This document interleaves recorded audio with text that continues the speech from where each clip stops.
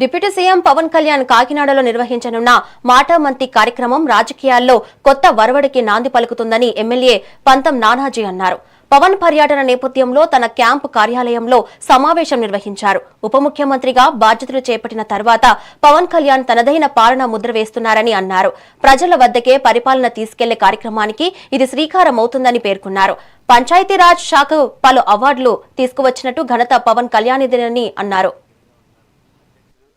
మా ప్రియకృతమైన నేత పవన్ కళ్యాణ్ గారు కాకినాడ జిల్లాలో కాకినాడలో పర్యటించనున్నారు.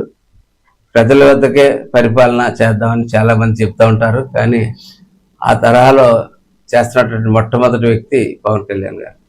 ఇవాళ రేపు కాకినాడలో కన్వెన్షన్ సెంటర్లో పెట్టబోయేటువంటి మీటింగ్లో ప్రజలకి మరింత చేరువుగా దగ్గరగా ఉండాలన్న ఆలోచనతోటి అన్ని వయసుల వ్యక్తులతోటి కూడా ఒక మాటామంతి కార్యక్రమం, ఎవరైతే పబ్లిక్ గ్రీవెన్స్ అయితే ఏదైతే ఎవరైతే ఉంటారో వారి యొక్క గ్రీవెన్సెస్ తెలుసుకోవడం, వారి యొక్క సమస్యల్ని పరిష్కారం చేయడానికి ఒక చిన్న సమస్య అయితే అక్కడికక్కడే పరిష్కారం చేసి వాతావరణం అయితే ఉంది. అట్లాగే దీర్ఘకాలంగా అవునటువంటి సమస్యలు ఏమైనా ఉంటే కూడా ఆ సమస్యల మీద కూడా దృష్టి పెట్టింది. మీరు చూస్తూనే ఉన్నారు. మొన్నే ఢిల్లీ వెళ్ళాం. ఢిల్లీ వెళ్ళిన తర్వాత కేంద్ర లెవెల్లో వన్ నేషన్ వన్ మ్యాన్ అనేటువంటి ఒక ఆలోచనతో ఆయన ఇవాళ జియో పాలిటిక్స్ దృష్టిలో పెట్టుకుంటే ఇవాళ ఎంతో అవసరం ఉంది వన్ నేషన్ వన్ మ్యాన్. అటువంటి సందర్భంలో ఢిల్లీ నడిబడిలోకి వెళ్ళి ఒక మీటింగ్ పెట్టి ప్రతి మంత్రికి రాష్ట్రానికి ఏం కావాలన్నది ప్రతి మంత్రిత్వ శాఖ దగ్గరికి వెళ్ళి ఆయన తీసుకుని వెళ్ళడం జరిగింది.